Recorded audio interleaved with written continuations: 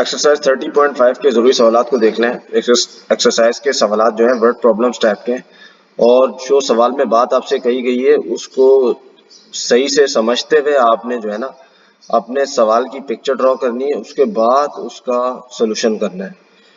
इस एक्सरसाइज के तमाम सवालों में जो एक एक बात कांस्टेंट सी है तमाम सवालों में, वो ये कि तमाम सवालों में जो जो बात कही जाएगी उससे कोई ना आपको ट्रायंगल बन रहा होगा, राइट एंगल ट्रायंगल, उसको देखते हुए जो है ना आपने अपना काम सही से करना है। आपको ये आइडेंटिफाई करना है पहले कि जो आपसे बात कह रहे हैं वो आपने किस चीज को रिप्रेजेंट करनी है। तो सवाल के हिसाब से चलें और सवालों को देखते जाते हैं और आपको समझ में भी आता जाएगा। पहला सवाल है, from the top of a light house 1 or 2 meters high, angle of depression of a ship is 18 degree 30 minutes. How far is ship from the light house. वैसे देखें इन्होंने जो है ना एक वर्ड इस्तेमाल किया, एंगल ऑफ डिप्रेशन। जब ये ऐसा दो वर्ड इस्तेमाल करेंगे, एक तो डिप्रेशन और एक एलिवेशन।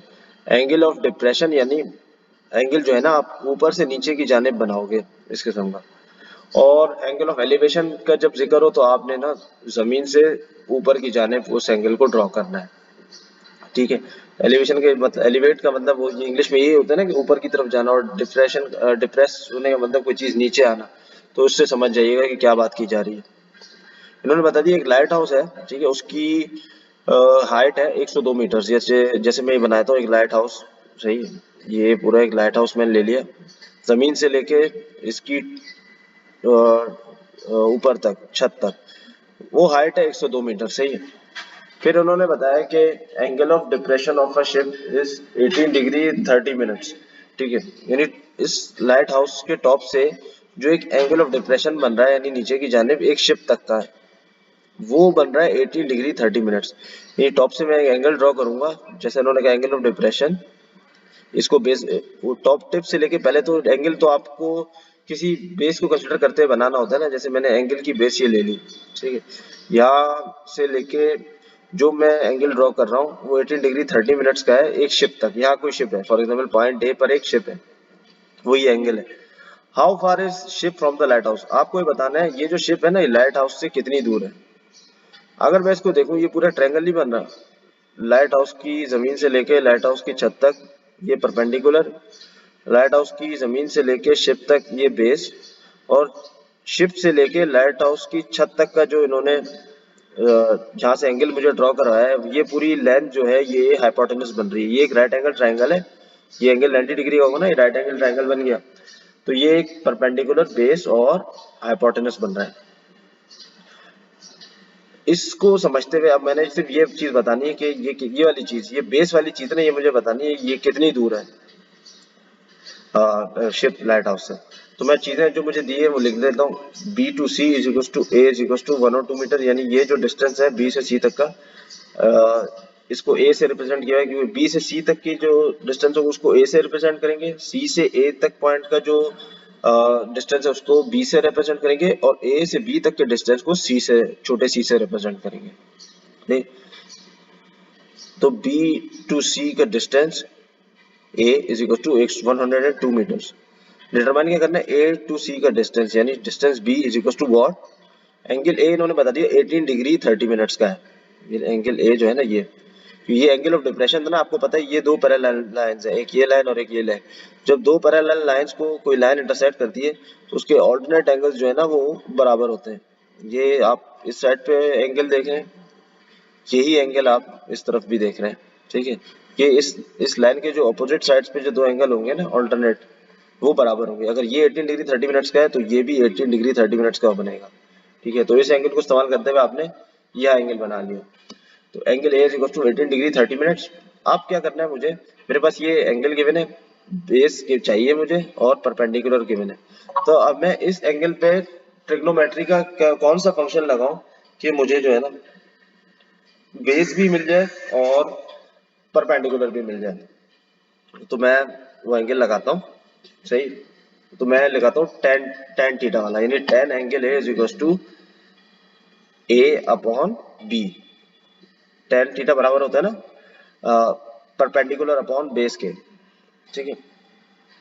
परपेंडिकुलर अपॉन ए बेस के बराबर होता है। परपेंडिकुलर क्या है, ए, और बेस क्या है b, तो a की जगह आएगा 102 क्योंकि इसकी हाइट है, और 10 जो लग जाएगा वो एंगल 18 डिग्री 30 मिनट्स पे लग जाएगा अपॉन b।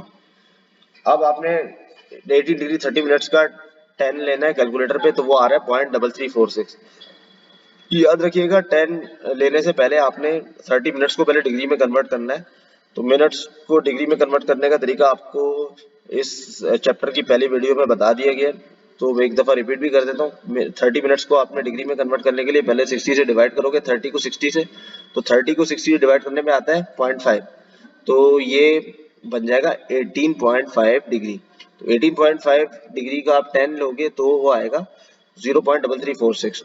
यहाँ से फिर सॉल्व करते हुए आप बी की वैल्यू फाइंड आउट कर ली आपने 304.84 मीटर्स। ठीक है, तो ये आ गई आपका distance from the base of lighthouse to the ship. ये मीटर्स में होगा क्योंकि आपको लाइट हाउस की हाइट भी जो है ना मीटर्स में दी थी, तो ये यूनिट्स का आप ख्याल रखिएगा। इसी तरीके से सवाल नंबर 2 है, a ladder makes angle 60 degree with the ground and reaches at a height of 6 metre on the wall, find length of the ladder. यानी ग्राउंड से अगर एक सीढ़ी मैंने उठाई, उन्होंने बता दिया ladder makes an angle of 60 degree with the ground, यानी जमीन से सीढ़ी उठाई इतनी के 60 डिग्री का एंगल बन गया उसका ग्राउंड से, तो वो एंगल बना दिया। ठीक है, ये जमीन है, ये सीढ़ी और ये एंगल। ठीक है, and reaches at a height of 6 metre on the wall, यानी ये एक दीवार के साथ जो है ना सीढ़ी उठाते गए, 60 डिग्री उठाने पे वो दीवार की जितनी हाइट तक पहुंची, सीढ़ी का जो टॉप था वो पहुंचा 6 मीटर तक। ठीक है, फाइंड लेंथ ऑफ लैडर। अब आपने ये लैडर की जो लेंथ है ना ये फाइंड आउट करनी है। ठीक है, परपेंडिकुलर हो जाएगा यहाँ पे 6 मीटर, चाहिए लेंथ फाइंड आउट करनी, एंगल दे दिया 60 डिग्री, पॉइंट्स का आपने नाम दे दिया ए बी सी। अब आप बारी बारी जो चीज गिवन है वो लिखते हैं, B to C is equal to A is equal to 6 metre, यानी बी से सी तक का डिस्टेंस को ए से रिप्रेजेंट करते हैं, वो बराबर है 6 मीटर के। A to B distance is equal to C, ये लैडर की जो है ना लेंथ है ये फाइंड आउट करनी है। एंगल ए आपका वो मौजूद है 60 डिग्री का उन्होंने बताया हुआ है। अब मुझे ये चीज गिवन है परपेंडिकुलर और हाइपोटेनस गिवन है और एक एंगल गिवन है। अब मैं एंगल के ऊपर वो कौन सा फंक्शन लगाऊं कि मेरे पास जो है ना हाइपोटेनस और परपेंडिकुलर अपने फॉर्मूले में नजर आए, तो हाइपोटेनस और परपेंडिकुलर जिस फॉर्मूले में होता है वो साइन थीटा का फॉर्मूला, यानी sine angle A is equal to perpendicular upon hypotenuse, यानी ए अपॉन सी, ए की जगह 6 आ गया, साइन 60 हो गया 0.866, यहाँ से सॉल्व करते हैं आपने सी इज इक्वल टू 6.93 मीटर्स निकाला, यानी आपके पास लेंथ ऑफ लेडर आ गई 6.93 मीटर्स। ये हो गया सवाल का सोल्यूशन। फिर आ जाए क्वेश्चन नंबर 3 पे, find angle of elevation when a 6 metre high bamboo makes a shadow of length 2√3 metres. यानी ये 6 मीटर हाई कोई बैम्बू आपने पहले ड्रॉ किया।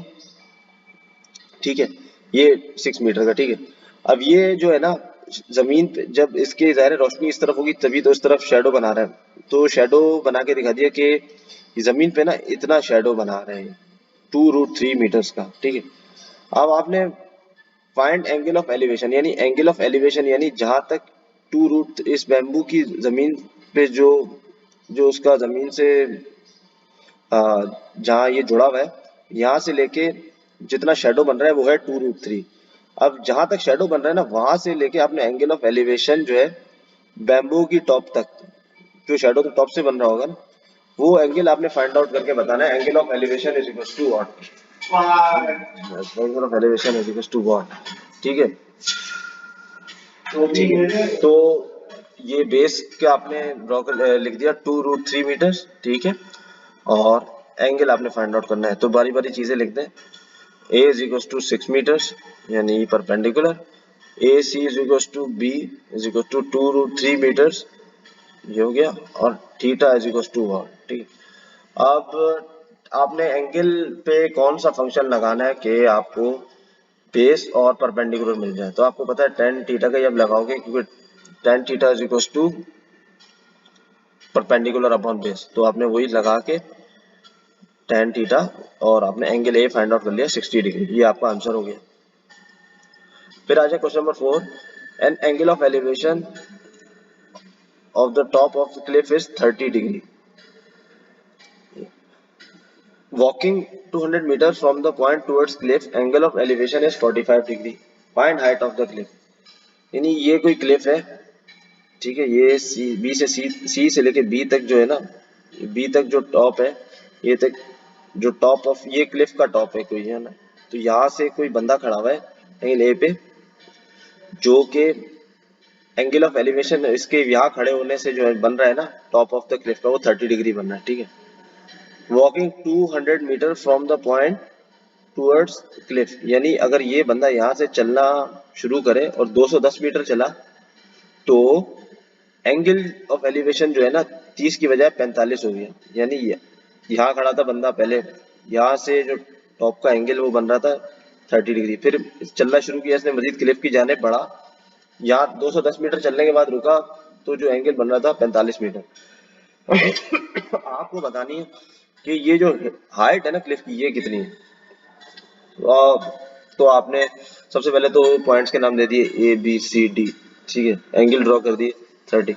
आपको ये इस राइट एंगल ट्रायंगल का जो है ना ये परपेंडिकुलर ये फाइंड आउट करके बताना है। तो आपने पहले जो चीजें गिवन है वो लिख ली, जो चाहिए पहले बताना है BC is equal to A is equal to what, वो लिख दिया आपने। Angle A is equal to 30 degree, ये आपको पता है। एंगल D भी पता है आपको 45 degree. DC is equal to B, यानी D से C तक का जो डिस्टेंस है इसको B कहेंगे, ठीक है, ये भी आपने लिख दिया। अच्छा, अब आप क्या करोगे, आपने सबसे पहले क्या किया, एंगल A के ऊपर tan का फंक्शन लगा, tan angle A is equal to perpendicular upon base, perpendicular यानी ये डिस्टेंस A अपॉन बेस, यानी ये पूरा आएगा, यानी 210 मीटर प्लस ये वाला डिस्टेंस, इसको B से रिप्रेजेंट किया ना, ये आ जाएगा A अपॉन 210 प्लस B। फिर tan एंगल है यानी tan 30 डिग्री, tan 30 लिया 1/√3, यहाँ से यहाँ तक आया, यहाँ से आपने जो है ना क्रॉस मल्टीप्लिकेशन करके इक्वेशन यहाँ तक जोड़ी, यहाँ तक रोकी फिलहाल, इक्वेशन 1 का नाम दे दी। अब आपने tan इस एंगल पे लगाया था ना, अब आप tan लगाएं इस एंगल पे 45 डिग्री पे, tan angle D equal to A upon B बन जाएगा, यानी tan 45 degree equal to perpendicular ये A अपॉन ये वाला डिस्टेंस, इस डिस्टेंस को हमने B कहा ना, A upon B, tan 45 equal to A upon B, tan 45 होता है 1 के बराबर, 1 लिखा है equal to A upon B, यानी A इज इक्वल टू यहाँ से B के बराबर मिल गया आपको। और जब आपको A B के बराबर मिल गया, यहाँ जो है ना इसको आप उठा के इस इक्वेशन में रख देंगे, इक्वेशन 1 आपके पास आई थी। इक्वेशन 1 के अंदर आपने A की जगह, वो B की जगह आपने A ही रख दिया, क्योंकि आपको यहाँ पे A B के बराबर मिल चुका था। यहाँ से आपने A की वैल्यू फाइंड आउट कर ली, जो कि आ रही है 286.88 मीटर, और यही आपको रिक्वायर्ड था। जो A है वो इस क्लिफ की हाइट है, वो मिल गई आपको। तो सवाल को आपने अपनी जरूरत के मुताबिक जो है ना सॉल्व करना है, जो चीज आपको रिक्वायर्ड है उसको ध्यान में रखिएगा, तो उसी के अकॉर्डिंग आपने फंक्शन लगाना है, tan sin cos जो भी लगाना। फिर ये आखिरी सवाल है, question number 5। An observation balloon is 4,280 meters above the ground and 9,613 meters away from a farmhouse. Find angle of diffraction of farmhouse from the balloon. एक बैलून है फॉर एग्जांपल यहाँ पे ना आसमान पे, आसमान जमीन से इतना ऊपर ना उड़ रहा है पॉइंट बी पर, यहाँ तक कंसिडर किया उसने। ये है 4,200 मीटर अबव द ग्राउंड, यानी इस बैलून की अगर जमीन से लेके जो है ना हाइट नापे, जितना ऊपर है ये 4 किलोमीटर से भी ऊपर है, यानी 4,280 मीटर, सही, ग्राउंड से इतना ऊपर है। और ये एक फार्म हाउस है, फार्म हाउस पॉइंट ए पे, ये बैलून की जितनी ऊंचाई है ना जमीन से, वो जमीन से जहाँ ऊंचाई शुरू थी वहां से इस फार्म हाउस तक का डिस्टेंस इन्होंने गिवन कर दिया आपको 9,613 मीटर्स। ये आप ये नहीं, इसको 9,613 इसको नहीं लेना आपने कि फार्म हाउस से बैलून तक का डायरेक्ट डिस्टेंस, हवाई डिस्टेंस नहीं दिया हुआ इन्होंने, ये डिस्टेंस जमीनी डिस्टेंस जो दिया हुआ है ना जहाँ बैलून है उसके बिल्कुल परपेंडिकुलर आपने एक लाइन ड्रॉ करके उस पॉइंट से लेके फार्म हाउस का डिस्टेंस जो है ना उन्होंने गिवन किया है आपको 9,613।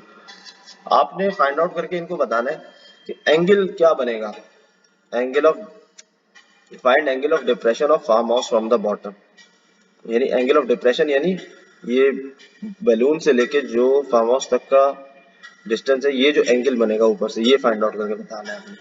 तो सबसे पहले तो आपने इसको एक ट्रायंगल की शक्ल में ड्रॉ कर दिया, जैसे आपको समझाते हुए मैंने बताया। आपको ये वाला एंगल चाहिए। आपको पता है, आपने क्वेश्चन नंबर 1 या 2 में भी, ये भी इसी वीडियो में आपने देखा था कि जब दो पैरेलल लाइंस को कोई लाइन इंटरसेक्ट कर रही हो तो उसके जो अल्टरनेट एंगल होते हैं वो बराबर होते हैं। ये एंगल चाहिए, ये एंगल इस वाले एंगल के बराबर होगा ना, क्योंकि ये पैरेलल लाइंस को इंटरसेक्ट कर रही है। तो ये एंगल फाइंड आउट कर लें और उसके बराबर रख दें तो बात तो एक ही है। तो मैं इस एंगल को फाइंड आउट करने पे जाता हूँ। एंगल ए फॉर एग्जांपल मैं लेट कर लेता हूँ, मुझे फाइंड आउट करना है। Let it be theta is equal to 1। B C का डिस्टेंस मुझे गिवन है, बी सी का डिस्टेंस बराबर है 4280 मीटर्स के। इसको ए से रिप्रेजेंट किया। ए सी डिस्टेंस जो है वो बी के बराबर है, इसको 9613 मीटर से रिप्रेजेंट किया। ठीक है। अब मेरे पास परपेंडिकुलर गिवन है और बेस गिवन है। मुझे पता है tan का फंक्शन लगाऊंगा तो tan angle A is equal to perpendicular upon base आ जाएगा। तो ये आ गया यहाँ पे 0.4452। अब थीटा मुझे चाहिए आपसे, तो थीटा फाइंड आउट करने के लिए मैं कैलकुलेटर पे सेकंड फंक्शन tan का लूंगा, tan इनवर्स और 0.4452 को ब्रैकेट में लेके, तो वहां से मुझे एंगल मिल गया 24 डिग्री, यानी एंगल ए बराबर हो गया 24 डिग्री। अब सवाल में इन्होंने कहा था find angle of depression of farmhouse from the bottom, यानी ये एंगल अगर मेरे पास 24 डिग्री आया तो ये एंगल भी जो डिप्रेशन का है ये 24 डिग्री होगा। तो मैं अपना आंसर इस तौर पे भी चाहो तो लिख सकता हूँ कि the angle of depression of farmhouse from the bottom is 24 degree. तो ये इस चीज का आंसर हो गया। ठीक है। तो ये एक्सरसाइज के जरूरी सवाल यहाँ पे खत्म हो गए। और आपको किसी भी सवाल में कोई प्रॉब्लम हुई हो तो आप जो है ना कमेंट से पूछ सकते हैं।